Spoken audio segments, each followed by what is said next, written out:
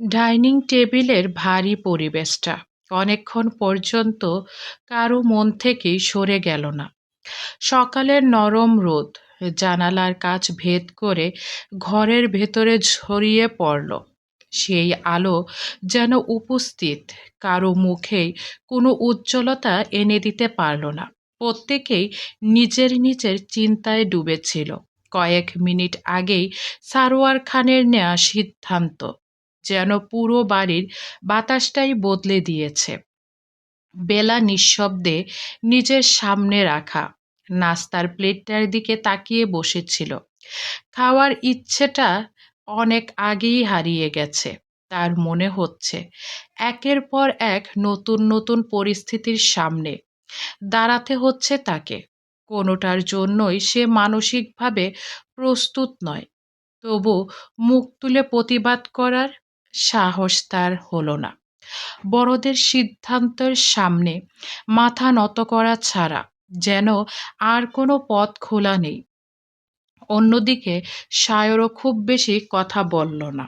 বাবার সিদ্ধান্তের পেছনের কারণ সে ভালোভাবেই বুঝতে পারছে। তবু তার মনে একটাই চিন্তা ঘুরপাক খাচ্ছে। বেলা যেন এই সিদ্ধান্তের কারণে আরো অস্বস্তিতে না পড়ে। গত কয়েকদিন সে বুঝে গেছে মেয়েটার মনে যতটা ভয় তার চেয়েও বেশি সংকোচ কাজ করছে।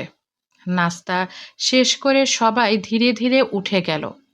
বেলার খাওয়া শেষে ঘরের দিকে হাঁটা শুরু করলো। ঠিক তখনই সায়র খুব ধীর পায়ে তার পাশে এসে দাঁড়ালো। চারপাশে আর কেউ নেই দেখে নিচু স্বরে বলল, একটু দাঁড়াবি? বেলা থেমে গেল, মাথা নিচু করে দাঁড়িয়ে রইল। সায়র কয়েক মুহূর্ত চুপ থেকে শান্ত কণ্ঠে বলল, আব্বুর সিদ্ধান্ত নিয়ে তুই অস্বস্তিতে আছিস, আমি জানি। বেলা কোনো উত্তর দিল না। সায়র আবার বলল, একটা কথা মনে রাখিস, একই ঘরে থাকলেই সব কিছু বদলে যাবে এমনটা আমি কখনোই চাই না। তোর যতটুকু সময় দরকার ততটুকুই পাবি। তোকে কোনোদিন এমন কোনো পরিস্থিতিতে ফেলবো না যেখানে তুই অস্বস্তি বোধ করিস। বেলা ধীরে ধীরে মাথা তুলল। সায়রের চোখে কোনো অস্বস্তিকর দাবি নেই, বরং ছিল এক ধরনের আশ্বাস। সে খুব আস্তে বলল, আমি আমি আপনাকে ভুল বুঝিনি। সায়র সায়রের ঠোঁটে মৃদু হাসি ফুটে উঠল। তাহলে আর কিছু নিয়ে চিন্তা করিস না। কথাটা বলেই সে সরে গেল।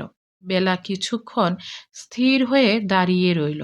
অন্যদিকে নিজের কক্ষে ঢুকেই মমতাজ বেগমের মুখের সংযম ভেঙে গেল।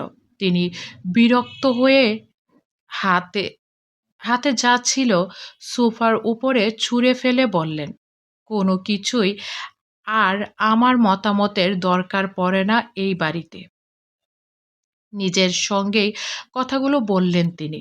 তার চোখের সামনে বারবার ভেসে উঠছিল বেলার মুখটা। যতবার তিনি নিজেকে বোঝাতে চাইছেন যে সব কিছুই মেনে নেবেন, ততবারই মনে হচ্ছে এই মেয়েটি যেন ধীরে ধীরে তার ছেলেকে তার কাছ থেকে দূরে সরিয়ে দিচ্ছে। ঠিক সেই সময় মোবাইলটা বেজে উঠল। স্ক্রিনে ভেসে উঠল একটি পরিচিত নাম, রূপসা। মমতাজ বেগম সঙ্গে সঙ্গে ফোনটা রিসিভ করলেন। ওপাশ থেকে ভেসে এলো অনেকটা শান্ত কিন্তু ভেতরে চাপা আগুন লুকিয়ে থাকা কণ্ঠ। আন্টি, কেমন আছেন? মমতাজ বেগম দীর্ঘশ্বাস ফেললেন। ভালো নেই মা। রূপসা কয়েক সেকেন্ড চুপ থেকে জিজ্ঞেস করল, সায়র কেমন আছে? প্রশ্নটা শুনেই মমতাজ বেগমের মুখ শক্ত হয়ে উঠল। আজ আবার নতুন সিদ্ধান্ত হয়েছে। আজ থেকেই বেলাকে সায়রের ঘরে থাকতে বলা হয়েছে। ওপাশে কিছুক্ষণ কোনো শব্দ শোনা গেল না। তারপর খুব নিচু গলায় রূপসা বলল, এত তাড়াতাড়ি? হ্যাঁ। রূপসার হাতের আঙ্গুলগুলো ধীরে ধীরে মুঠো হয়ে গেল। চোখের কোণে আবারও পানি জমলেও এবার সেই পানির সঙ্গে মিশেছিল এক অদ্ভুত জেদ। সে ধীরে ধীরে বলল, আন্টি, আমি এত সহজে হেরে যাওয়ার মেয়ে নই। মমতাজ বেগম শান্ত স্বরে বললেন, আমিও চাই না সবকিছু এত সহজে শেষ হয়ে যাক। রূপসা রূপসার চোখ দুটো কঠিন হয়ে উঠল। একটা সম্পর্ক শুধু কাগজে কলমে তৈরি হলেই সেটা সত্যিকারের সম্পর্ক হয়ে যায় না। মানুষের মনটাই আসল। মমতাজ বেগম কয়েক মুহূর্ত চুপ থেকে বললেন, তাই কোনো তাড়াহুড়া করবি না। ধৈর্য ধর, সময়ের অপেক্ষা কর। রূপসা ধীরে ধীরে জানালার বাহিরে তাকালো। দূরের আকাশে সাদা মেঘ ভেসে যাচ্ছে। তার ঠোঁটের কোণে ধীরে ধীরে এক টুকরো রহস্যময় হাসি ফুটে উঠল। সময় যদি সব বদলে দিতে পারে, তাহলে সেই সময়কে নিজের পক্ষে আনতেও তো জানা লাগে আন্টি। মমতাজ বেগম নীরব রইলেন। রূপসা খুব শান্ত কণ্ঠে আবার বলল, আমি কাউকে কষ্ট দিতে চাই না, কিন্তু নিজের ভালোবাসাকে লড়াই না করে হারিয়ে যেতে দেব না। আমি অপেক্ষা করব একটা মোক্ষম সুযোগের। ফোন কেটে যাওয়ার পর ঘরের ভেতরে আবারও নীরবতা নেমে এলো। কিন্তু সেই নীরবতার আড়ালে অদৃশ্যভাবে শুরু হয়ে গেল নতুন এক অধ্যায়। এর একদিকে ধীরে ধীরে বিশ্বাসের সেতু গড়ে উঠছে সায়র আর বেলার মধ্যে। অন্যদিকে ঈর্ষা, অভিমান আর পূর্ণ ভালোবাসার অপূর্ণ ভালোবাসার মিলেমিশে জন্ম নিচ্ছে এমন এক ঝড়ের, যার আজ হয়তো খুব শীঘ্রই পৌঁছে যাবে খানবাড়ির প্রতিটি মানুষের জীবনে। বিকেলের নরম আলো ধীরে ধীরে খানবাড়ির চারিপাশে ছড়িয়ে পড়েছে। বাগানের নানা রঙের ফুলগুলো বাতাসে দুলছে। দূরে কোথাও নাম না জানা পাখির ডাকে ভেসে আসছে। অথচ বাড়ির ভেতরের পরিবেশটা এখনো অদ্ভুত রকমের নীরব। নিজের ঘরে বসে আলমারির সামনে অনেকক্ষণ নিশ্চুপ হয়ে দাঁড়িয়ে রইল বেলা। আলমারির ভেতরে গুছিয়ে রাখা কাপড়গুলোর দিকে তাকিয়ে তার বুকের ভেতরটা আবারও কেমন করে উঠল। এই ঘরটা শুধু একটা ঘর নয়, ছোটবেলা থেকে অসংখ্য স্মৃতির সাক্ষী।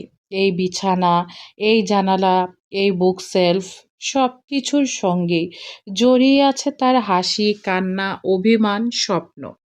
আজ সেসব ছেড়ে অন্য একটি ঘরে যেতে হবে। যদিও সেই ঘরটা তার রুম থেকে কয়েক রুম পরেই, তবু মনের ভেতরে সংকোচ কিছুতেই কমছে না। খুব ধীরে আলমারির দরজা খুলে একে একে কয়েকটি শাড়ি, কিছু থ্রি পিস আর প্রয়োজনীয় জিনিসপত্র বের করতে লাগলো সে। ঠিক তখনই দরজায় নরম শব্দ হলো, টক টক।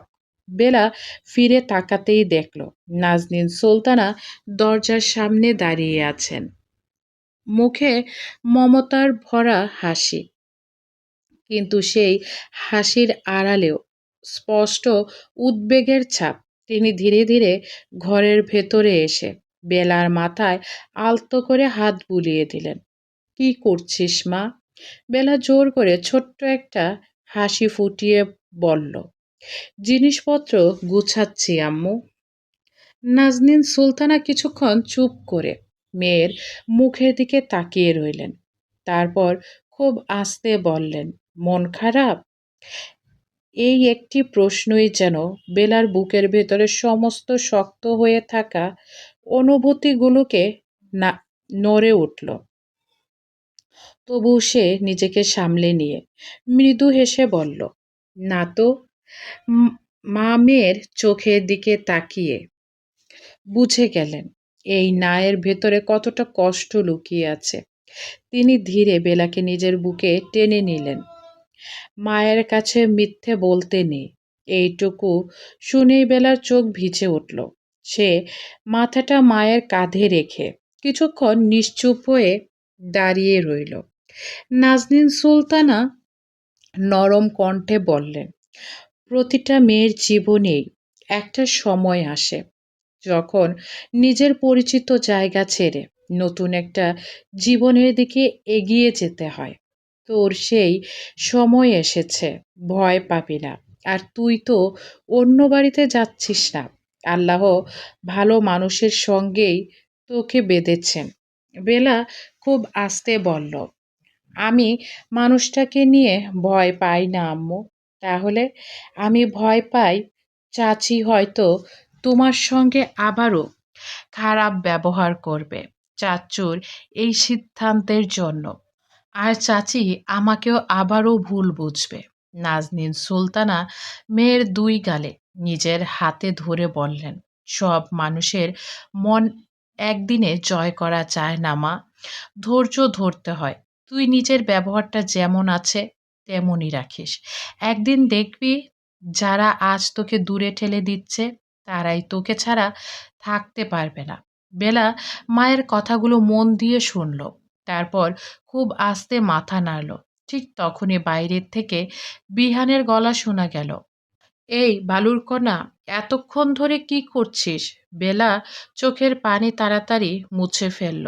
দরজা খুলতেই বিহান ভেতরে ঢুকে চারিদিকে তাকিয়ে নাটকীয় মুখ করে বলল, ওহো, দেখি তো একেবারে ঘর বদলির প্রস্তুতি চলছে। বেলার মুখটা একটু লজ্জায় লাল হয়ে উঠল। বিহান মুচকি হেসে বলল, আচ্ছা, এত লজ্জা পাচ্ছিস কেন? একই বাড়ি একই ঘরে থেকে আরেক ঘরেই তো যাচ্ছিস। বিদেশও তো আর পাঠিয়ে দিচ্ছি না। নাজনীন সুলতানা হেসে ফেললেন। বেলার মুখও একটুখানি স্বাভাবিক হাসি ফুটে উঠল। বিহান ইচ্ছে করেই পরিবেশটা হালকা করতে লাগলো। বিহান বলল, চল, ব্যাগগুলো আমাকে দে, তোর বইগুলো নিয়ে যাই। তবে একটা কথা বলে রাখছি। বেলা অবাক হয়ে তাকিয়ে বলল, কি কথা? বিহান বুড়ো নাচিয়ে দুষ্টু হেসে বলল, সায়র যদি তোকে একটু বিরক্ত করে, আমাকে শুধু একটা ফোন দিবি, আমি এসে ওকে উত্তম মাধ্যম দিব।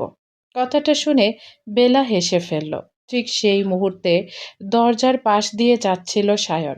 ভেতর থেকে ভেসে আসা বেলার সেই প্রাণখোলা হাসির শব্দ শুনে সে অজান্তেই থমে থেমে গেল। তার ঠোঁটের কোণেও অদৃশ্য এক টুকরো হাসি ফুটে উঠল। মনে মনে শুধু একটি কথাই বলল, অবশেষে আমার চঞ্চল বেলাটা ধীরে ধীরে ফিরে আসছে।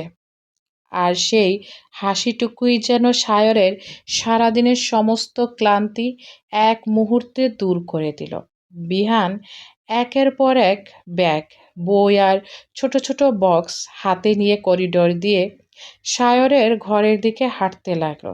তার পেছনে ধীর পায়ে এগিয়ে আসছিল বেলা, মুখে আগের মতোই লাজুক নীরবতা, কিন্তু ভেতরে ভেতরে অদ্ভুত এক অস্থিরতা কাজ করছে। মনে হচ্ছে প্রতিটি পদক্ষেপ যেন তাকে নতুন জীবনের এক নতুন অধ্যায়ের দিকে নিয়ে যাচ্ছে। খানবাড়ির দ্বিতীয় তলার করিডোরটা বিকেলের আলোয় শান্ত হয়ে আছে। জানালা দিয়ে ঢুকে পড়া হালকা বাতাসে সাদা পর্দাগুলো ধীরে ধীরে দুলছে। করিডোরের এক পাশে দাঁড়িয়েছিল মমতাজ বেগম। তিনি দূর থেকে সবকিছুই দেখছিলেন। বেলার হাতে ব্যাগ, বিহানের মুখে হাসি, আর সায়রের ঘরের সামনে গিয়ে থেমে যাওয়া, সবকিছুই তার চোখ এড়ালো না। এক মুহূর্তের জন্য তার মুখের রং বদলে গেল। বুকের ভেতরে জমে থাকা অস্বস্তিটা যেন আরো তীব্র হয়ে উঠল। কিন্তু সারোয়ার খানের সকালের ধীর কণ্ঠস্বরটা মনে পড়তেই তিনি নিজের রাগটা চেপে রাখলেন। ঠোঁট শক্ত করে একবার শুধু বেলার দিকে তাকালেন। সেই দৃষ্টিতে গ্রহণযোগ্যতা ছিল না, ছিল এক গভীর অনীহা। তারপর কোনো কথা না বলেই নিজের ঘরের দিকে চলে গেলেন। বেলা সেই দৃষ্টিটা অনুভব করলেও মুখ তুলে তাকালো না। সে বুঝে গেছে কিছু যুদ্ধ নীরবে লড়তে হয়, সব কষ্টের জবাব মুখ দিয়ে দেয়া যায় না। এদিকে বিহান সায়রের ঘরের দরজার সামনে এসে দাঁড়িয়ে উচ্চ স্বরে বলল, এই সায়র, দরজাটা খুলে রাখ। আজ থেকে কিন্তু তোর রুমে নতুন একজন স্থায়ী অতিথি আসছে। ঘরের ভেতর থেকে সায়রের শক্ত কণ্ঠ ভেসে এলো, দরজা খোলাই আছে, চলে আয়। বিহান ভেতরে ঢুকেই চারপাশে তাকিয়ে বলল, বাহ, ঘরটা তো একদম অফিসের মতো। এত পরিপাটি ঘরে মানুষ থাকে নাকি শুধু বইই থাকে? সায়র হালকা এসে উত্তর দিল, তোদের মতো ঝড় এখানে ওঠে না, আজ থেকে উঠবে। বিহানের কথায় ঘরের পরিবেশটা কিছুটা হালকা হয়ে উঠল। সে একে একে ব্যাগগুলো বিছানার পাশে রেখে বলল, এই নে, আমার দায়িত্ব শেষ। এখন তোরা নিজেরা বুঝে নে কোনটা কোথায় রাখবি। তারপর বেলার দিকে তাকিয়ে নরম গলায় বলল, কোনো কিছু লাগলে আমাকে ডাকিস। বেলা মৃদু হেসে মাথা নাড়ল। বিহান বেরিয়ে যাওয়ার সময় সায়রের কাঁধে আলতো চাপ দিয়ে ফিসফিস করে বলল, আমার বোনকে বকাবকি করবি না ভুলেও। সায়র কোনো উত্তর দিল না, শুধু খুব আস্তে মাথা নাড়ল। বিহান চলে যেতেই ঘরটা আবারও নিস্তব্ধ হয়ে গেল। একই ঘরে দাঁড়িয়ে আছে দুজন মানুষ, অথচ কারো মুখে কোনো কথা নেই। বেলা ধীরে ধীরে জানালার পাশে গিয়ে দাঁড়ালো। বাইরে বিকালের আলো ধীরে ধীরে ফিকে হয়ে আসছে। কিছুক্ষণ পর সায়র নীরবতা ভেঙে বলল, আজ থেকে এটা শুধু আমার ঘর না, তোরও। বেলা একটু অপ্রস্তুত হয়ে গেল, কি উত্তর দেবে বুঝতে পারল না। সায়র তার অস্বস্তিটা বুঝে নিয়ে আবার বলল, একটা কথা আগে থেকেই বলে রাখি, এই ঘরে তুই কখনো অস্বস্তি বোধ করবি না। আলমারির অর্ধেক অংশ আমি খালি করে দিয়েছি, ড্রেসিং টেবিলটাও তোর জন্য গুছিয়ে রেখেছি। আর সে কয়েক সেকেন্ড থেমে নরম গলায় বলল, বিছানা নিয়ে যদি তোর অস্বস্তি থাকে তাহলে সেটা নিয়েও ভাবতে হবে না। বেলা বিশ্ব বিস্মিত চোখে তাকালো। সায়র খুব স্বাভাবিক ভঙ্গিতে সোফার দিকে ইশারা করে বলল, আমি সোফাতেই ঘুমিয়ে নেব, তুই নিশ্চিন্তে বিছানায় ঘুমাবি। বেলা সঙ্গে সঙ্গে মাথা নেড়ে বলল, না, তা কেন হবে? আপনি সোফায় ঘুমাবেন কেন? সায়র হালকা এসে উত্তর দিল, তাহলে কি তুই আমার সঙ্গে ঘুমাতে চাস? বেলা অপ্রস্তুত হয়ে গেল নিজের কথায়। বেলা কথাটা শুনেই যেন কয়েক মুহূর্তের জন্য কথা বলার ভাষা হারিয়ে ফেলল। তার চোখ দুটো বিস্ময়ে বড় হয়ে গেল, আর পরক্ষণে লজ্জায় গাল দুটো টকটকে লাল হয়ে উঠল। সে তাড়াতাড়ি চোখ নামিয়ে নিয়ে অপ্রস্তুত গলায় বলল, আমি আমি সেটা বলিনি। সায়র ঠোঁটের কোণে মৃদু হাসি ফুটিয়ে বলল, জানি, একটু মজা করলাম। আপনি সবসময় আমাকে এভাবে লজ্জায় ফেলেন কেন? বেলা কথাটা বলেই নিজের অজান্তেই মুখ ফুলিয়ে অন্যদিকে তাকিয়ে রইল।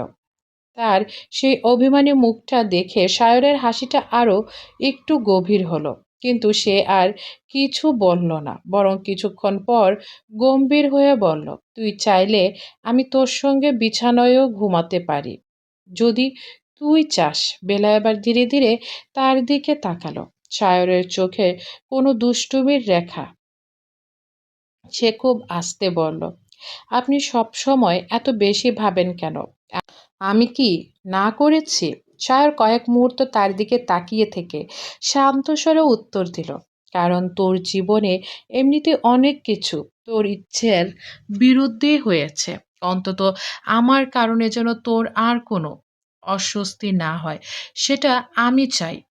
কথাটা শুনে বেলা আর কোনো উত্তর দিতে পারল না।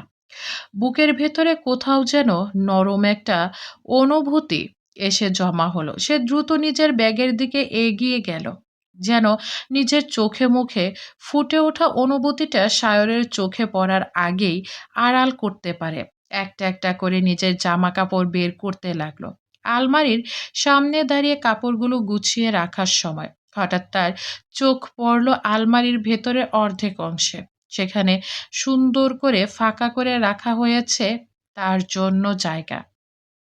শুধু তাই নয়, পাশে কয়েকটি নতুন হ্যাঙ্গারও রাখা। বেলা অবাক হয়ে পিছনে তাকিয়ে বলল, এগুলো আপনি করেছেন? সায়র তখন টেবিলের উপরে থাকা কয়েকটি বই গুছিয়ে রাখছিল। সে মাথা না তুলেই বলল, কখন? বিকেলে। কিন্তু আপনি তো বলেছিলেন আপনার অনেক কাজ আছে। সায়র এবার তার দিকে তাকিয়ে বলল, কাজ ছিল, তবু তোর জন্য সময় বের করা যায়। বেলা কয়েক মুহূর্ত চুপ করে রইল, তারপর খুব আস্তে বলল, ধন্যবাদ। সায়র এবার মৃদু হেসে বলল, এত ধন্যবাদ দিতে হবে না। এই ঘর এই ঘরে তোরও অধিকার আছে। অধিকার শব্দটা কানে যেতেই বেলার বুকের ভেতরটা কেমন যেন কেঁপে উঠল। সে জানে সম্পর্কটা হঠাৎ করে তৈরি হয়েছে, কিন্তু এই মানুষটা ধীরে ধীরে তাকে সে সম্পর্কের বাঁধন অনুভব করাচ্ছে। বেলা কিছুক্ষণ নীরবে দাঁড়িয়ে থেকে নিজের গুছিয়ে রাখা জিনিসগুলোর দিকে তাকিয়ে রইল। এতক্ষণ ধরে সায়রের কথাগুলো শুনতে শুনতে তার ভেতরের অস্বস্তিটা কিছুটা কমলেও পুরোপুরি স্বাভাবিক হয়ে যাওয়ার মতো মানসিক প্রস্তুতি এখনো তার তৈরি হয়নি। একই ঘরে থাকা, একই ছাদের নিচে রাত কাটানো, সবকিছু তার কাছে এখনো নতুন, অচেনা এবং অদ্ভুত রকমের লজ্জার। তাই নিজের মনকে একটু সময় দেওয়ার জন্য সে ধীরে ধীরে কয়েকটা জিনিস হাতে তুলে নিল। তারপর সায়রের দিকে তাকে খুব শান্ত গলায় বলল, আমি আজ রাতে আসবো। এখন আমি আমার রুমেই থাকি। সায়র কয়েক মুহূর্ত তার দিকে তাকিয়ে রইল, তারপর কোনো আপত্তি না করে খুব স্বাভাবিকভাবে মাথা নাড়ল। ঠিক আছে। বেলা যেন একটু অবাক হলো। সে ভেবেছিল সায়র হয়তো আবার কোনো মজা করবে কিংবা তাকে বোঝানোর চেষ্টা করবে, কিন্তু মানুষটা একটুও জোর করল না। সায়র বরং মৃদু হেসে বলল, তোর রুম, তুই যখন মন চায় আসবি। এর জন্য পারমিশনের প্রয়োজন নেই। বেলার বুকের ভেতরটা অদ্ভুতভাবে নরম হয়ে এলো। সে চোখ নামিয়ে খুব আস্তে বলল, ধন্যবাদ। সায়র ভ্রু তুলে বলল, আবার ধন্যবাদ? বেলা হালকা হেসে বলল, হ্যাঁ, আবারও। এভাবে চলতে থাকলে একদিন দেখবি আমাদের কথাবার্তার অর্ধেকই শুধু ধন্যবাদ আর স্বাগতমে শেষ হয়ে যাচ্ছে। বেলা মুখ টিপে হাসল, তাহলে আজ থেকে ধন্যবাদ কমিয়ে দেব। সেটাই ভালো। বেলা দরজার দিকে এগিয়ে গেল, কিন্তু দরজার কাছে পৌঁছে হঠাৎ থেমে পেছনে তাকালো। আর শুনুন, রাতে কিন্তু বেশি মজা করবেন না। সায়র ভীষণ নিরীহ মুখ করে বলল, আমি তো কোনো মজা করার কথাই ভাবি না। বেলা চোখ ছোট করে তাকালো, আপনাকে আমি চিনি। সায়র ঠোঁটের কোণে দুষ্টু হাসি ফুটিয়ে উঠল, আমাকেও তাহলে ভালোই চিনে ফেলেছিস। বেলা আর কোনো উত্তর না দিয়ে দ্রুত ঘর থেকে বেরিয়ে গেল। দরজা বন্ধ হওয়ার পর সায়র কয়েক মুহূর্ত স্থির হয়ে দাঁড়িয়ে রইল। রাত বাড়তে বাড়তে প্রায় 11টা ছুঁয়ে গেল। খানবাড়ির একে একে সব কক্ষের আলো নিভে গেছে। নিচতলার dining room, drawing room, corridor সবকিছুই ধীরে ধীরে নিস্তব্ধ হয়ে এসেছে। বাহিরের আকাশে চাঁদ উঠেছে, আর জানালার কাঁচ ভেদ করে সেই নরম জ্যোৎস্না খান বাড়ির দ্বিতীয় তলার করিডোরে ছড়িয়ে পড়েছে। নিজের ঘরের বিছানায় শুয়ে থাকা বেলার চোখে কোনো ঘুম নেই। সে এপাশ ওপাশ করছে, কখনো ছাদের দিকে তাকাচ্ছে, কখনো জানালার বাহিরে তাকাচ্ছে, আবার কখনো নিজের পাশে রাখা ছোট্ট ঘড়িটার দিকে তাকিয়ে সময় দেখছে। তারপর নিজেকে মনে মনে বলল, আমি কেন এত নার্ভাস হচ্ছি? সায়র ভাই তো আমাকে কিছুই বলবে না, নিজেই তো বলেছে আমার ইচ্ছার বিরুদ্ধে কিছুই করবে না। কথাটা মনে পড়তেই তার বুকে ধুকপুকানি একটু কমল। অবশেষে সে বিছানা থেকে উঠে দাঁড়ালো, একটা বালিশ হাতে নিল, সঙ্গে পাতলা একটা চাদর নিল। দরজা খুলে ধীরে ধীরে করিডোরে বেরিয়ে এলো। প্রতিটি পদক্ষেপের সঙ্গে তার মনে হচ্ছিল সে যেন নিজের জীবনের নতুন কোনো অজানা অধ্যায়ের দিকে এগিয়ে যাচ্ছে। সায়রের ঘরের সামনে এসে দাঁড়িয়ে আবারও কিছুক্ষণ দ্বিধা করল, তারপর খুব আস্তে দরজায় টোকা দিল। ভেতর থেকে প্রায় সঙ্গে সঙ্গেই সায়রের কণ্ঠ ভেসে এলো, দরজা খোলা আছে, চলে আয়। বেলা ধীরে ধীরে দরজা খুলে ভেতরে প্রবেশ করলো। সায়র তখন বিছানায় বসে একটি বই পড়ছিল। বেলার পায়ের শব্দ শুনে সে বই থেকে চোখ তুলে তাকালো। এক মুহূর্তের জন্য তার চোখে মৃদু হাসি ফুটে উঠল। অবশেষে এলি? বেলা একটু অপ্রস্তুত হয়ে বলল, হ্যাঁ। আমি তো ভাবছিলাম তুই হয়তো আজকের রাতটাও নিজের রুমে কাটিয়ে দিবি। বেলা বালিশটা বিছানার উপরে রেখে বলল, কেন? আপনি কি আমার জন্য অপেক্ষা করছিলেন? সায়র বইটা বন্ধ করে পাশে রাখল। তারপর খুব শান্ত গলায় বলল, হ্যাঁ। বেলা থমকে গেল। সত্যি? কিন্তু কেন? সায়র কয়েক সেকেন্ড তার দিকে তাকিয়ে থেকে বলল, তুই আসবি বলে ঘুমাইনি। বেলার গাল মুহূর্তে লাল হয়ে উঠল। সে তাড়াতাড়ি অন্যদিকে তাকিয়ে বলল, আপনি ইচ্ছে করে এসব বললেন তাই না? সায়র মৃদু হেসে বলল, কি বললাম যেটা শুনে মানুষ লজ্জা পায়? আমি তো সত্যিটাই বললাম। বেলা চোখ রাঙিয়ে বলল, সত্যি কথা সব সময় এভাবে বলতে হয় না। সায়র হাসতে হাসতে বলল, আচ্ছা, পরের বার আগে অনুমতি নিয়ে বলবো। বেলা মুখ ফুলিয়ে বিছানার একপাশে বসে পড়ল। আপনি একদমই পাল্টাননি। আর তুইও না। আমি কি করেছি? আগে যেমন রাগ করলে মুখ ফুলিয়ে বসে থাকতি, এখনো ঠিক একই কাজ করিস। বেলা একটু অবাক হয়ে তাকালো। আপনি এত কিছু মনে রেখেছেন? সায়র এবার একটু থেমে গেল। তার চোখের দৃষ্টি নরম হয়ে গেল।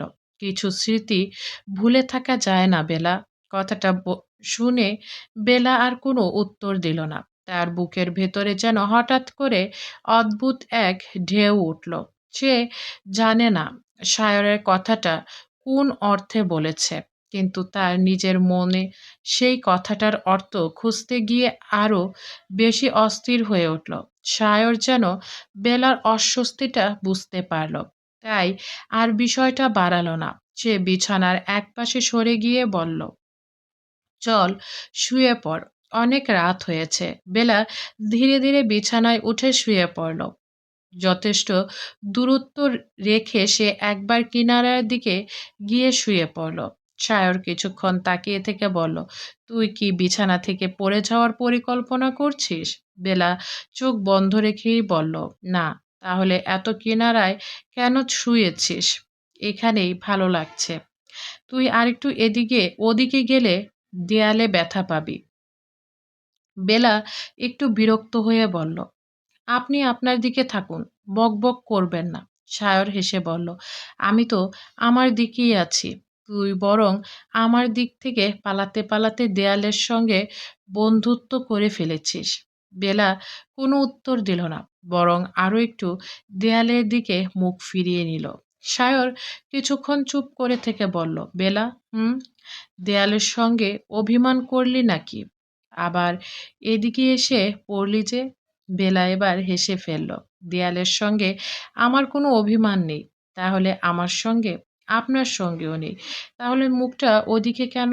বেলা একটু থেমে বলল, আমি এভাবেই ঘুমাই। সায়র খুব গম্ভীর মুখ করে বলল, বুঝলাম। বেলা কৌতূহলী হয়ে জিজ্ঞেস করল, কি বুঝলেন? তুই আমাকে এড়ানোর জন্য একটা অজুহাত আবিষ্কার করেছিস। বেলা সঙ্গে সঙ্গে ঘুরে তাকিয়ে বলল, আমি আপনাকে এড়িয়ে যাচ্ছি না। সায়র মৃদু হেসে বলল, এই তো এতক্ষণ আমার দিকে তাকাচ্ছিলে না, আর আমি বলতেই সঙ্গে সঙ্গে তাকিয়ে ফেললি। বেলা বুঝতে পারল আবারও সে সায়রের কথার ফাঁদে পড়েছে। সে বিরক্ত হয়ে বলল, আপনি আমাকে শুধু রাগান। সায়র খুব শান্ত গলায় উত্তর দিল, কারণ তুই রাগ করলে তোর মুখটা খুব সুন্দর লাগে। বেলা একেবারে চুপ। তার গাল আরো লাল হয়ে উঠল। সায়রও এবার আর বেশি কিছু বলল না। কয়েক মুহূর্ত পর হালকা হাসি দিয়ে বলল, আচ্ছা, আর রাগাবো না। বেলা ধীরে ধীরে আবার দেয়ালের দিকে মুখ ফিরিয়ে নিল। কিছুক্ষণ পর সায়র খুব আস্তে বলল, তবে একটা সমস্যা আছে। বেলা বিরক্ত স্বরে বলল, আবার কি? তুই দেয়ালের দিকে মুখ করে শুয়ে থাকলে তোর মুখটা দেখা যায় না, তাতে কি হয়েছে? কিছু হয়নি, শুধু ভাবছিলাম আজ সারাদিনে যতবার তোকে হাসতে দেখেছি তার মধ্যে কোনো সময় হাসিটা সবচেয়ে সুন্দর ছিল সেটা ঠিক করতে পারছি না। বেলার বুকের ভেতরটা হঠাৎ কেঁপে উঠল। সে খুব আস্তে বলল, আপনি না, হুম, এসব কথা বলবেন না। কেন? কারণ সে আর বাকিটা বলতে পারল না। সায়রও তাকে আর অস্বস্তি দিল না, বরং কিছুক্ষণ পর খুব নরম কণ্ঠে বলল, ঠিক আছে, আর বলবো না। কয়েক সেকেন্ডের নীরবতার পর বেলা নিজেই খুব আস্তে বলল, তবে একটা কথা। বল। আপনি সবসময় এমন থাকলে আমি হয়তো আপনার সঙ্গে স্বাভাবিকভাবে কথা বলতে পারবো। সায়রের মুখে মৃদু হাসি ফুটে উঠল। আমি তো চাই তুই আমার সঙ্গে স্বাভাবিক থাকিস। বেলা চোখ বন্ধ করল। তাহলে চেষ্টা করব। এরপর দুজনেই নীরবে শুয়ে রইল একই বিছানায়, অথচ নিজেদের মাঝখানে অদৃশ্য এক সীমারেখা রেখে। কিছুক্ষণ পর সায়র আবার ফিসফিস করে বলল, বেলা, হুম, শুভরাত্রি। বেলাও মৃদু হেসে বলল, শুভরাত্রি। সায়র চোখ বন্ধ করে কয়েক মুহূর্ত চুপ থেকে আবার বলল, আর হ্যাঁ। বেলা বিরক্ত হয়ে বলল, আবার কি? কিছু না, ঘুমা। বেলা হেসে ফেলল, আপনি পাগল। সায়র মৃদু হেসে বলল, তোর জন্য একটু পাগল হওয়াই চাই। বেলা এবার আর কোনো উত্তর দিল না, শুধু লজ্জায় চোখ বন্ধ করে রাখলো। অথচ তার ঠোঁটের কোণে লুকানো হাসিটা অনেকক্ষণ পর্যন্ত মিলিয়ে গেল না। হয়তো তাদের সম্পর্কের পথ এখনো অনেক দীর্ঘ, হয়তো সামনে আরো অনেক বাধা অপেক্ষা করছে, কিন্তু এই ছোট্ট রাতটুকু তাদের দুজনের জন্য এক নতুন অনুভূতির দরজা খুলে দিল, যেখানে ভালোবাসার কোনো দাবি নেই, অধিকার দেখানোর কোনো তাড়াহুড়ো নেই। আছে শুধু দুজন মানুষের ধীরে ধীরে একে অপরের কাছে স্বাভাবিক হয়ে ওঠার সুন্দর, লাজুক, মিষ্টি এক যাত্রা।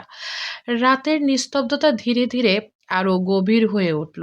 দূরে কোথাও ঝিঝি পোকার একটানা মৃদু ডাক, মাঝে মাঝে গাছের পাতার বাতাসের মৃদু শব্দ, সব মিলিয়ে চারপাশটা অদ্ভুত শান্ত। কিন্তু সেই শান্তির মাঝেও দুজন মানুষের চোখে তখনও ঘুম আসেনি। বেলা চোখ বন্ধ করে শুয়ে থাকলেও তার মাথার ভেতরে যেন সারাদিনের সমস্ত ঘটনা একে একে ঘুরে বেড়াচ্ছে। সকালে আব্বুর সিদ্ধান্ত, নিজের ঘর থেকে সায়রের ঘরে আসা, সায়রের এতটা বোঝাপড়া, আর এখন একই বিছানায় পাশাপাশি শুয়ে থাকা, সবকিছু যেন খুব দ্রুত বদলে গেছে। কিছুদিন আগেও এই মানুষটার সামনে দাঁড়ালে তার বুকে ধুকপুক করত ভয়ে, অস্বস্তিতে। অথচ আজ সেই মানুষটার পাশে শুয়ে থেকেও তার ভেতরে আগের মতো ভয় নেই, বরং আছে অন্যরকম একটা অনুভূতি, যে অনুভূতির নাম সে নিজেই জানে না। বেলা ধীরে ধীরে চোখ মেলে পাশে তাকালো। ছায়ার চোখ বন্ধ করে শুয়ে আছে, মুখটা আগের মতোই গম্ভীর, কিন্তু ঘুমের মধ্যে সেই কঠোরতা অনেকটাই নরম হয়ে এসেছে। বেলা কয়েক সেকেন্ড তাকিয়ে থেকে আবার চোখ ফিরিয়ে নিল। নিজেকে মনে মনে বলল, এই মানুষটাকে এত সুন্দর কেন? কথাটা ভাবতেই তার বুকের ভেতরটা কেমন যেন নরম হয়ে এলো। ঠিক তখনই সায়রের কণ্ঠ শোনা গেল, এতক্ষণ ধরে আমাকে দেখছিস কেন? বেলা চমকে উঠল। সে ভেবেছিল সায়র ঘুমিয়ে গেছে। তাড়াতাড়ি চোখ বন্ধ করে বলল, আমি দেখছিলাম না। সায়র চোখ না খুলেই মৃদু হেসে বলল, হুম, আমি তো কিছুই দেখিনি। বেলা বিরক্ত হয়ে বলল, আপনি ঘুমান। ঘুমানোর চেষ্টা করছি। তাহলে কথা বলছেন কেন? কারণ কেউ একজন আমাকে ঘুমোতে দিচ্ছে না। বেলা অবাক হয়ে বলল, আমি কি করলাম? সায়র এবার চোখ খুলে তার দিকে তাকালো। তুই যদি এভাবে তাকিয়ে থাকিস তখন আমার ঘুম আসবে কিভাবে? বেলার গাল আবারও লাল হয়ে উঠল। সে সঙ্গে সঙ্গে মুখ ঘুরিয়ে বলল, আপনি আবার শুরু করেছেন? সায়র মৃদু হেসে বলল, আচ্ছা, আর বলছি না।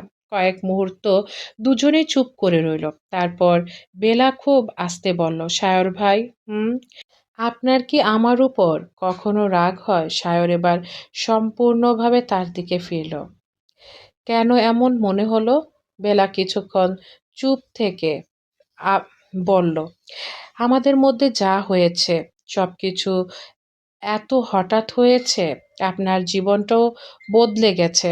হয়তো আপনি ভেতরে ভেতরে আমার উপর রাগ করেন। শায়র কিছুক্ষণ তার দিকে তাকিয়ে রইল, তারপর শান্ত কণ্ঠে বলল, তোর উপর রাগ করার মতো কিছু তুই করিসনি বেলা। বেলা চুপ। আর একটা কথা মনে রাখিস, আমাদের জীবনে যা হয়েছে তার সব কিছুর জন্য তুই নিজেকে দোষী ভাববি না। বেলার চোখ দুটো ধীরে ধীরে ভিজে উঠল। সায়র সেটা লক্ষ্য করে কিছু বলল না। বেলা মুখ ঘুরিয়ে চোখের পানি মুছে নিল। আপনি এত ভালো কেন? প্রশ্নটা শুনে সায়র কিছুটা অবাক হলো। আমি ভালো? বেলা মাথা নাড়ল। হুম। সায়র মৃদু হাসল। এরপর বিড়বিড় করে বলল, হুম। ভালো মনে করিস, তাহলে দূরে দূরে থাকিস কেন? কিছু বললেন না। বেলা হালকা হাসল। কিছুক্ষণ পর সত্যি তার চোখে ঘুম নেমে এলো। সায়র লক্ষ্য করলো কয়েক মিনিটের মধ্যে বেলার শ্বাস প্রশ্বাস ধীরে ধীরে স্বাভাবিক হয়ে গেছে। সে আর কিছু বলল না, শুধু অন্ধকার ঘরের দিকে তাকিয়ে মনে মনে বলল, তোকে কোনোদিন ভয় পেতে দেব না বেলা। তোকে কখনো কোনো অস্বস্তি বোধ করতে দেব না। কিন্তু এই না যে আমি আমার অধিকার ছেড়ে দেব। রাত যত গভীর হতে লাগলো, ঘড়ির কাঁটায় ধীরে ধীরে মধ্যরাতের দিকে এগিয়ে যাচ্ছিল। সারাদিনের ব্যস্ততার পর বাড়ির প্রতিটি মানুষ তখন গভীর ঘুমে আচ্ছন্ন। করিডোরের বাতিগুলো একে একে নিভে গেছে। শুধু সায়রের ঘরের জানালা দিয়ে আসা হালকা চাঁদের আলো বিছানার একপাশে নরম ছায়া ফেলে রেখেছে। বেলা তখনও ঘুমিয়ে পড়েছে। সারাদিনের ক্লান্তি আর নানা চিন্তার পর কখন যে তার চোখে ঘুম নেমে এসেছে সে নিজেও টের পায়নি।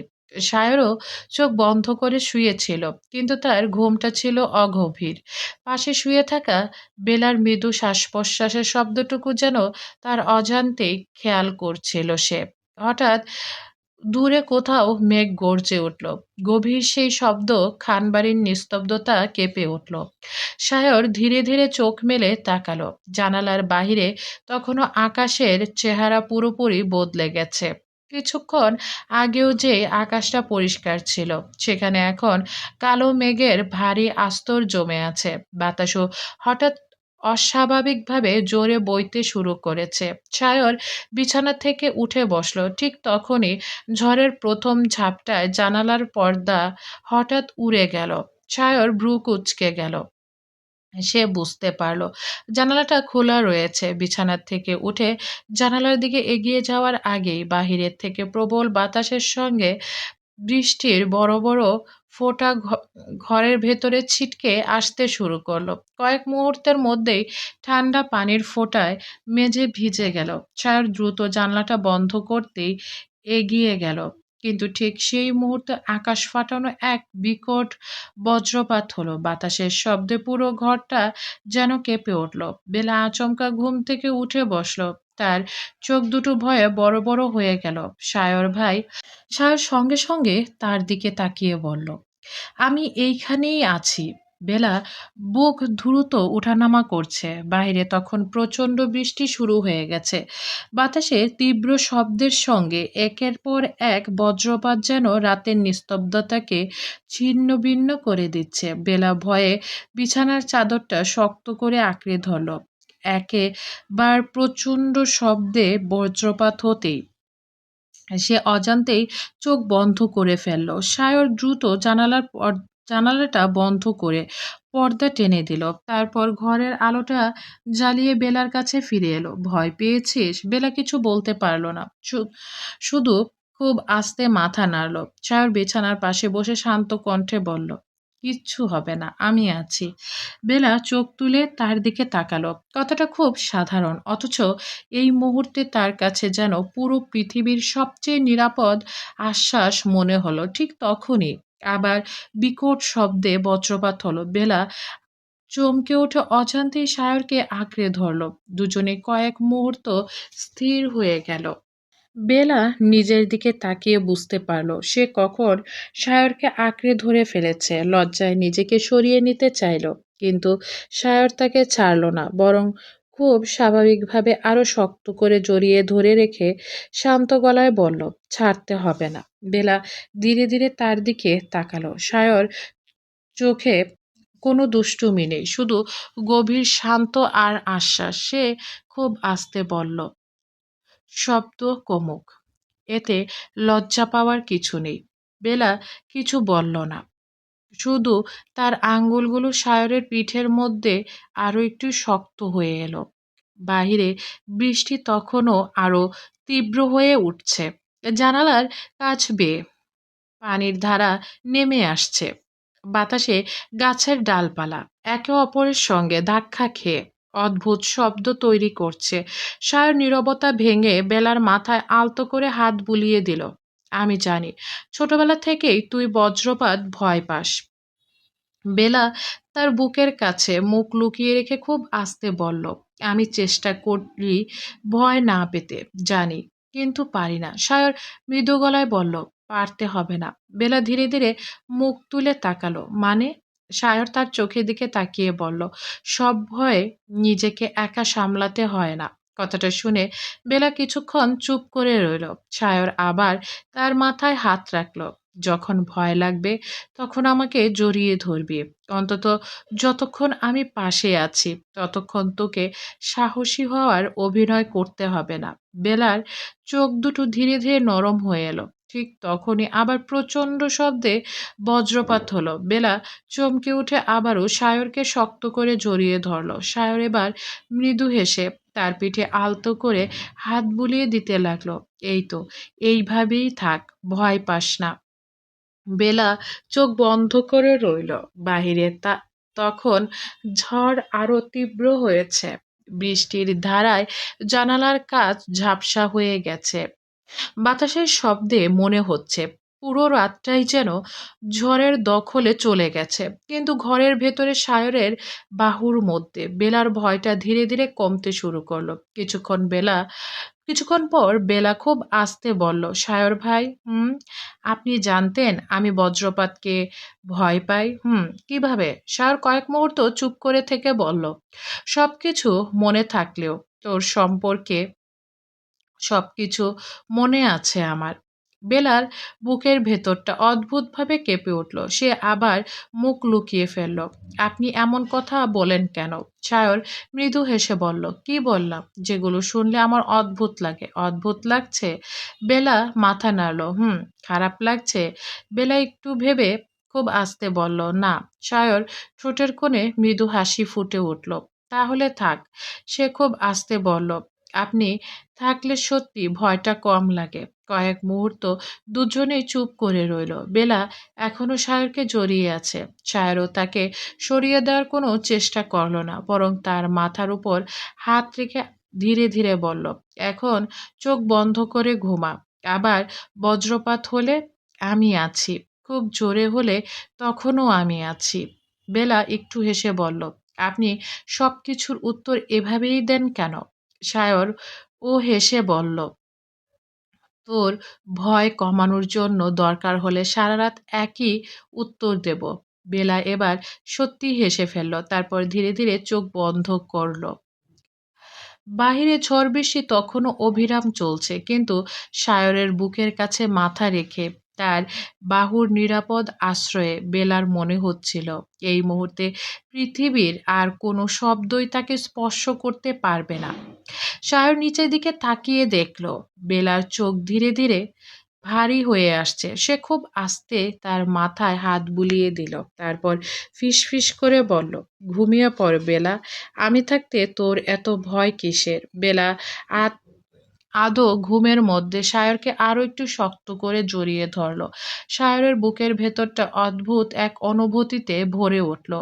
সে জানে না এই সম্পর্ককে ভবিষ্যতে কোথায় নিয়ে যাবে, জানে না সামনে কত বাধা অপেক্ষা করছে, কিন্তু এই মুহূর্তে একটা বিষয় তার কাছে খুব পরিষ্কার। বেলাকে ভয় পেতে দেখলে তার নিজের ভেতরে অদ্ভুত এক অস্থিরতা তৈরি হয়, আর সেই অস্থিরতার একমাত্র উত্তর যেন তাকে আগলে রাখা। বাহিরে তখনও মুষলধারে বৃষ্টি পড়ছে। ঝড় ধীরে ধীরে তার তীব্রতা হারাচ্ছে। আর সেই ঝড়ের রাতেই কোনো প্রতিশ্রুতি ছাড়া দুজন মানুষের মাঝখানে তৈরি হয়ে গেল এক নিঃশব্দ নীরবতা। যে নীরবতা শুরু হয়েছিল ভয়ের মুহূর্তে, আর হয়তো একদিন সেই নীরবতাই তাদের ভালোবাসার সবচেয়ে শক্ত ভিত্তি হয়ে দাঁড়াবে। সকালের প্রথম আলো জানালার পর্দার ফাঁক দিয়ে ঘরের ভেতরে এসে পড়তেই বেলার ঘুম ভেঙে গেল। কিছুক্ষণ সে চোখ বন্ধ করে শুয়ে রইল। তারপর হঠাৎ মনে পড়ল সে নিজের ঘরে নেই। সঙ্গে সঙ্গে চোখ মেলে পাশে তাকালো। বিছানার অন্য পাশটা খালি। বেলা একটু অবাক হয়ে উঠে বসলো। সায়র কোথায় গেল? ঠিক তখনই বাথরুমের দরজা খুলে সায়র বেরিয়ে এলো, ভেজা চুল, হাতে তোয়ালে। বেলার দিকে তাকিয়ে ঠোঁটের কোণে মৃদু হাসি ফুটে উঠল। Good morning. বেলা কিছুটা অপ্রস্তুত হয়ে বলল, আপনি এত সকালে উঠে গেছেন? আমি প্রতিদিনই উঠি। আমি তো জানি, কিন্তু কলেজ তো কিছুদিন বন্ধ। চায়ের টেবিলের উপরে রাখা একটা কাপের দিকে ইশারা করে বলল, তোর জন্য কফি বানিয়েছি। বেলা অবাক হয়ে তাকালো। আমার জন্য? সেই ধীরে ধীরে বিছানা থেকে নামলো, কাপটা হাতে নিয়ে কিছুক্ষণ তাকিয়ে রইল। তারপর খুব আস্তে বলল, আপনি আমার জন্য কফি বানিয়েছেন? সায়র ভ্রু কুঁচকে বলল, এত অবাক হওয়ার কি আছে? আপনি কফি বানাতে পারেন? প্রয়োজন হলে অনেক কিছুই পারি। উম, বেলা মৃদু হেসে বলল, তাহলে আগে কখনো দেখিনি কেন? সায়র শান্ত গলায় বলল, আগে তো তুই আমার রুমে থাকতি না। কথাটা শুনে বেলা থমকে গেল। তারপর চোখ নামিয়ে ফেলল। এই ছোট্ট কথাটাও যেন তার মনে অদ্ভুত এক অনুভূতি তৈরি করলো। সায়র সেটা বুঝতে পেরে আর কিছু বলল না। নিচে তখন সকালের নাস্তার প্রস্তুতি চলছে। নাজনীন সুলতানা টেবিলে খাবার সাজাচ্ছেন। বিহান চেয়ারে বসে মোবাইল দেখছে। সারোয়ার খান খবরের কাগজ পড়ছেন। কিছুক্ষণ পর সিঁড়ি দিয়ে বেলা আর সায়রকে একসঙ্গে নামতে দেখা গেল। বিহান সঙ্গে সঙ্গে মোবাইলটা নামিয়ে ফেলল। তার ঠোঁটে দুষ্টু হাসি। ওহ, সকাল সকাল দুজন একসঙ্গে হাজির। বেলা লজ্জায় মাথা নিচু করে ফেলল। সায়র শান্তভাবে চেয়ারে বসে বলল, বিহান, সকালে শুরু করিস না। বিহান হেসে বলল, আমি তো কিছুই বলিনি, শুধু দৃশ্যটা উপভোগ করছি। বেলা বিরক্ত হয়ে বলল, ভাইয়া, আচ্ছা আচ্ছা চুপ। নাজনীন সুলতানা মেয়ের দিকে তাকিয়ে মৃদু হাসলেন। কিন্তু ঠিক সেই সময়ে সিঁড়ির উপর দাঁড়িয়ে থাকা একজনের চোখে দৃশ্যটা গিয়ে আটকে গেল। মমতাজ বেগম। তিনি দেখলেন সায়র স্বাভাবিকভাবেই বসে আছে, আর বেলা তার পাশে। এক মুহূর্তে তার মুখের অভিব্যক্তি বদলে গেল। তিনি ধীরে ধীরে নিচে নেমে এলেন। চেয়ারে বসে কঠিন গলায় বললেন, বাহ, এখন দেখি সকাল শুরু হওয়ার আগেই অনেক কিছু বদলে গেছে। টেবিলের পরিবেশটা মুহূর্তেই থমকে গেল। বেলার কাপটা নামিয়ে ফেললো। সায়র মায়ের দিকে তাকালো। আম্মু, কি হয়েছে? মমতাজ বেগম ঠান্ডা গলায় বললেন, কিছু হয়নি, নিজের চোখে যা দেখছি সেটাই বললাম। সারোয়ার খান খবরের কাগজ নামিয়ে স্ত্রীর দিকে তাকালেন। মমতাজ, সকালের সুন্দর সময়টা নষ্ট করো না। মমতাজ বেগম কিছু বলতে গিয়েও থেমে গেলেন, আর কিছু না বলে খেতে বসলেন। নাস্তা শেষ করে সবাই চলে গেল। যাওয়ার পর মমতাজ বেগম বেলাকে নিজের ঘরে ডাকলেন। বেলা ঘরে ঢুকতেই মমতাজ বেগম দরজার দিকে তাকিয়ে বললেন, দরজাটা লাগিয়ে দে। বেলা দরজা বন্ধ করে সামনে এসে দাঁড়ালো। মমতাজ বেগম কিছুক্ষণ তার দিকে তাকিয়ে থেকে হঠাৎ বললেন, তুই আমার ছেলেকে কেড়ে নিতে চাস, তাই না? বেলা হতভম্ব হয়ে তাকালো। কি? যেভাবে তোর মা একদিন আমার প্রিয় মানুষটাকে আমার কাছ থেকে কেড়ে নিয়েছিল, তুইও ঠিক সেইভাবে আমার ছেলেকে কেড়ে নিতে চাইছিস। বেলা মুখ বেলার মুখ মুহূর্তেই শক্ত হয়ে গেল। আমার মায়ের নামে মিথ্যা কথা বলবেন না চাচি। মিথ্যা? হ্যাঁ, মিথ্যা। আমার মা আপনার কাছ থেকে কি কেড়ে নিয়েছে? মমতাজ বেগমের চোখে হঠাৎ পুরনো কষ্টের ছায়া নেমে এলো, কিন্তু তিনি কিছু বললেন না। বেলা আরো এক পা এগিয়ে এসে বলল, বলুন, কিভাবে কেড়ে নিয়েছিল? মমতাজ বেগম মুখ ফিরিয়ে নিলেন। সেই কথা তোর জানার দরকার নেই। বেলা তীক্ষ্ণ গলায় বলল, জানার দরকার নেই মানে? আমার মাকে নিয়ে কটু কথা বলবেন, অথচ কারণটা বলবেন না। তুই বুঝবি না, তাহলে বুঝিয়ে বলুন। আমি বলবো না। বেলা এবার রাগ সামলাতে না পেরে বলল, তাহলে আমার মায়ের নামে আর একটা কথাও বলবেন না। মমতাজ বেগম চোখ রাঙিয়ে বললেন, তুই আমাকে শাসাচ্ছিস? না, আমি শুধু আমার মাকে নিয়ে মিথ্যা অপবাদ দিতে নিষেধ করছি। তোর মা তোরা মা মেয়ে দুইটাই নষ্ট। বেলা চোখে আগুন জ্বলে উঠল। আমার মাকে আপনি যা খুশি বলবেন আর আমি চুপ করে শুনবো, এটা ভুলেও ভাববেন না। মমতাজ বেগম তাচ্ছিল্য করে বললেন, তোর মা কম কিছু করিনি আমার জীবনটা এলোমেলো করতে। বেলা সঙ্গে সঙ্গে বলল, আপনি জানেন আমার মা কেমন, তাই এমন কথা বলবেন না আমার সহজ সরল মাকে নিয়ে। আমি খুব ভালো করেই জানি তাহলে কিভাবে কেড়ে নিয়েছে বলুন। আবারও মমতাজ বেগম চুপ। বেলা এবার একটু ব্যঙ্গ করে বলল, নাকি শুধু অভিযোগ করার সময় মনে থাকে, প্রমাণ দেওয়ার সময় মনে থাকে না? মমতাজ বেগম রেগে গেলেন। বেশি কথা বলিস না বেলা, আপনি তো কথা শুরু করেছেন। তুই আমার ছেলের জীবন থেকে দূরে থাক। বেলা চোখ বড় বড় করে বলল, আপনার ছেলে কি কচি খোকা যে আমি কেড়ে নেব? মমতাজ বেগম থমকে গেলেন। বেলা এবার এক নিঃশ্বাসে বলে গেল, সায়র ভাই প্রাপ্তবয়স্ক পুরুষ, নিজের ইচ্ছা আছে। উনি কার সঙ্গে কথা বলবেন, কার পাশে থাকবেন সেটা উনি ঠিক করবেন। আমি কাউকে কেড়ে নিতে যাইনি, আর আমার ঠেকা পড়িনি কেড়ে নিতে যাব আপনার ছেলেকে। তুই ওকে ফাঁদে ফেলেছিস, সেজন্যই ওকে এমন কঠিন সিদ্ধান্ত নিতে হয়েছে। আমি বেলা নিজের দিকে আঙ্গুল দেখিয়ে বলল, আমি যদি ফাঁদে পারতাম তাহলে প্রথম দিন থেকেই সায়র ভাইকে আমার পিছনে ঘোরাতাম। উল্টো উনি আমাকে সব সময় সামলে যাচ্ছেন। মমতাজ বেগম বিরক্ত হয়ে বললেন, তুই খুব চালাক হয়ে গেছিস। বেলা ঠোঁট বাঁকিয়ে বলল, আপনার কাছ থেকে শিখেছি। আমার সঙ্গে তর্ক করিস না, তাহলে আমার মায়ের নামে কথা বলবেন না। আমি যা সত্যি তাই বলেছি। সত্যি হলে বলতে এত ভয় কেন? মমতাজ বেগমের মুখটা হঠাৎ ফ্যাকাশে হয়ে গেল।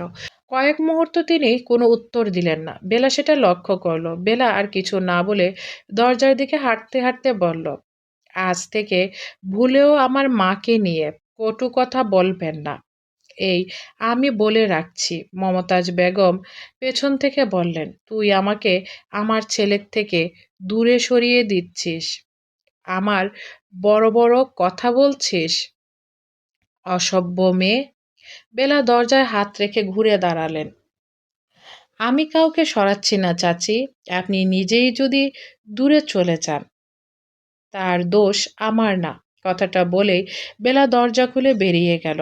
ঘরের ভেতরে একা দাঁড়িয়ে রইলেন মমতাজ বেগম। তার চোখের সামনে আবারও বহু বছর আগে সেই পুরনো স্মৃতি ভেসে উঠল। কয়েক মুহূর্ত পাথরের মতো স্থির হয়ে দাঁড়িয়ে রইলেন। পরক্ষণেই যেন তার ভেতরে জমে থাকা সমস্ত রাগ একসঙ্গে বিস্ফোরিত হলো।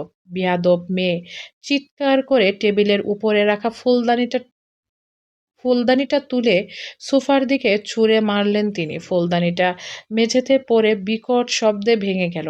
আমার সঙ্গেই তর্ক করে আমাকে মুখের ওপর জবাব দেয়। রাগে তার বুক দ্রুত উঠানামা করতে লাগলো। তিনি সোফার উপরে থাকা কয়েকটা কুশন একে একে ছুঁড়ে ফেললেন। একদম ওর মায়ের মতো ছেলে ধরা মেয়ে লোক। একই রক্ত তো, আমার ছেলেকে আমার কাছ থেকে দূরে সরিয়ে আবার আমাকে এই কথা শোনাচ্ছে। তিনি কয়েক পা এদিক ওদিক হাঁটলেন। হঠাৎ থেমে আয়নার দিকে তাকিয়ে নিজের প্রতিবিম্বর দিকে তাকালো। তার চোখে তখন রাগের পাশাপাশি পুরনো অভিমানের আগুন জ্বলছে। সে বলল, না, এবার আমি ওকে জিততে দেব না। একবার আমার জীবনটা এলোমেলো হয়েছে, এবার আমার ছেলের জীবন এলোমেলো হতে দেব না। তোর মা কি করেছিল সেটা তুই জানিস না বেলা। জানলে আজ এত বড় বড় কথা বলতে পারতিস না। কিন্তু পরক্ষণে নিজের কথায় নিজেই থেমে গেলেন। তিনি জানেন সেই পুরনো সত্যি আজ প্রকাশ করার সময় এখনো আসেনি।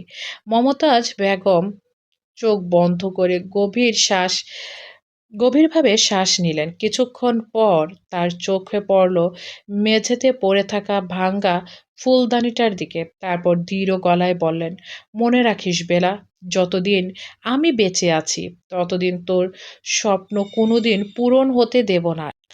এই ভাঙ্গা ফুলদানিটা যেমন এক মুহূর্তে টুকরো টুকরো হয়ে গেল, তেমনি টুকরো টুকরো করে দেব তোর আমার ছেলেকে নিয়ে সংসার সাজানোর স্বপ্ন। চলবে। আসসালামু আলাইকুম, সবাই কেমন আছেন? আজকে পর্বটা অনেক বড় দিলাম। কেমন হয়েছে অবশ্যই কমেন্ট করে জানাবেন। ভিডিও ভালো লাগলে লাইক করবেন, আমার চ্যানেলটা সাবস্ক্রাইব করে পাশেই থাকবেন। ধন্যবাদ।